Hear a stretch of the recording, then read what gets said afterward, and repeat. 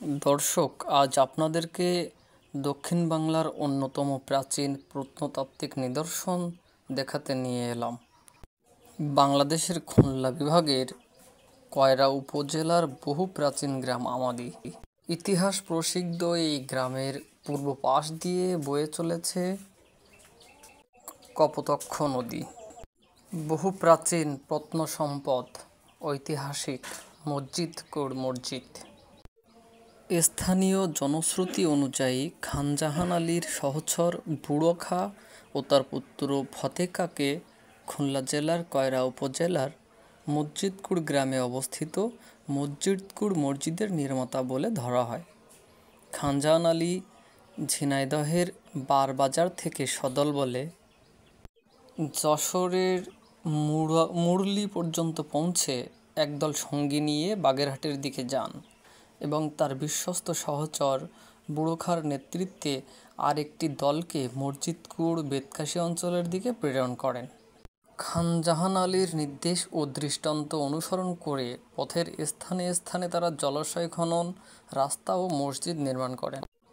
দক্ষিণ দিকে মসজিদের প্রায় লাগোয়া কপোতাক্ষ নদী, পশ্চিম দিকে বর্তমানে যে খাল দেখা যায়, অধ্যাপক সতীশচন্দ্র মিত্র এর মতে সেটি পরিখা ছিল। অন্য দুই দিকেও পরিখা ছিল।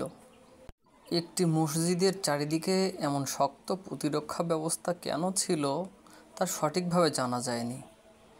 এই মসজিদে কোনো শিলালিপি পাওয়া যায়নি, কিন্তু ছিল বলেও জানা যায় না।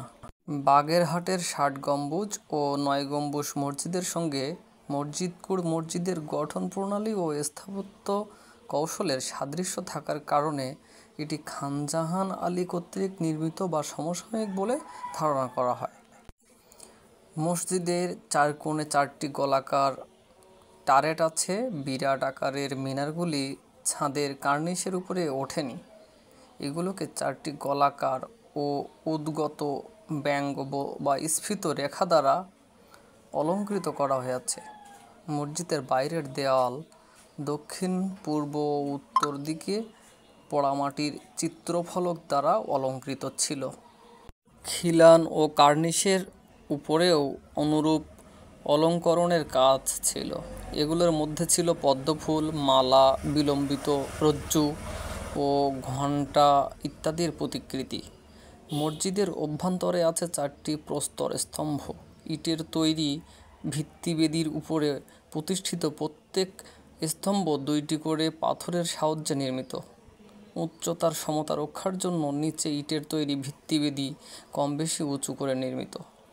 এই ৪টি প্রস্তর স্তম্ভ ও চারিদিকের দেওয়ালের উপর খিলানের সাহায্যে নির্মিত হয়েছে মসজিদের ৯টি গম্বুজ। ভিতরের খিলান ও গম্বুজগুলির নির্মাণ কৌশল খুবই উচ্চমানের। কেন্দ্রীয় গম্বুজটি অন্যগুলোর চেয়ে আকারে কিছুটা বড়। বর্তমানে মসজিদটি গণপ্রজাতন্ত্রী বাংলাদেশ সরকার কর্তৃক সংরক্ষিত একটি পুরাকীর্তি।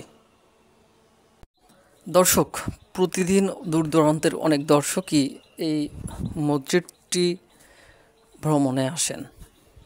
আপনাদেরও ভ্রমণে আসার আহ্বান রইল। ধন্যবাদ সবাইকে।